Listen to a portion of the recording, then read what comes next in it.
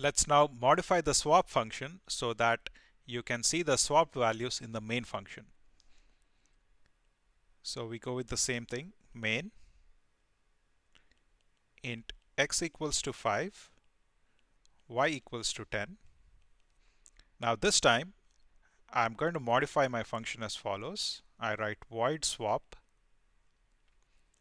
int star a comma int star b.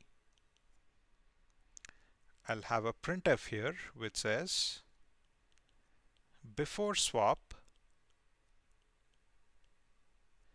x equals percentile d and y equals percentile d comma x comma y. Then I call the swap function.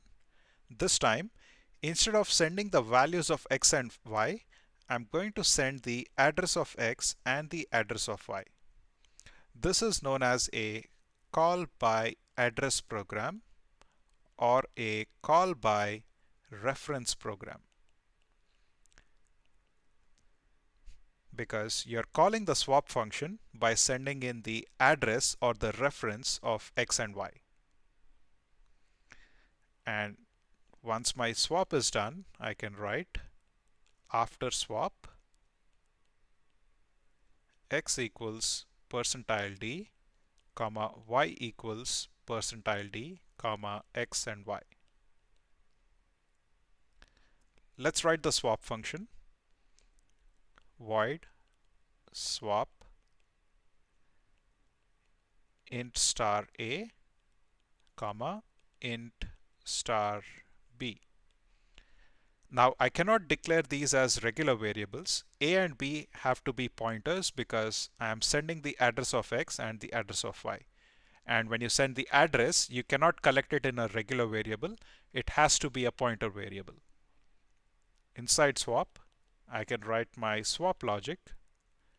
I create another variable temp.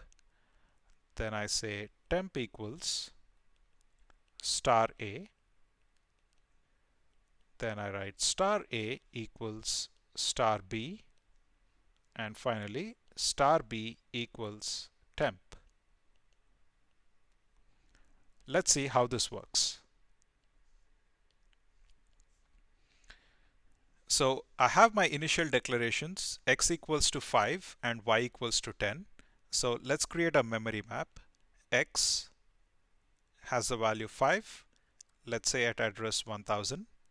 Y has the value 10 at address 2000. So the printf here says before swap x equals to 5 and y equals 10. Pretty straightforward. Then we have the call of the swap function where you're sending the addresses of x and y. So this statement essentially translates to swap 1000 comma 2000. So 1000 is the address of x and 2000 is the address of y. When you call this function, control goes here, and this statement translates to int star a equals 1000, which is nothing but the address of x, and int star b equals 2000, which is nothing but the address of y. So let's create two more variables. A is a pointer to x, so it contains the address 1000 and it's at location 3000, and b stores the address of y, which is 2000, and it has its own address 4000. Next, we create a temporary variable. It's currently empty and it has the address 5000. Now here I say temp equals star a. So this translates to temp equals value at address a, which is 1000. The value at address 1000 is 5. So temp equals 5. Next we have star a equals to star b. So value at address 1000 equals value at address 2000, right? Because the value of B is 2000, so we have value at address 2000. Now that the value at address 2000 is 10, therefore you have value at address 1000 equals to 10. Therefore, this 5 now becomes 10. Next, we have value at address 2000 equals temp. Temp is 5, indicated by this value here, and value at address 2000 gets the temporary value, or 5. Therefore, this 5 is going to replace the 10 here, and it becomes 5. So as you can see, x is now 10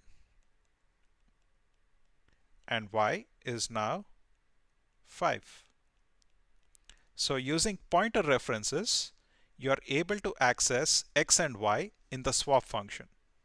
That's an indirect access. Remember that whenever you make changes in the raw memory location, it doesn't really matter in which function are you currently working. It's going to get reflected in the entirety of the program. So pointers are extremely powerful tools to access the values of variables in another function. And in this way, you're able to return more than two values or more than one value to another function.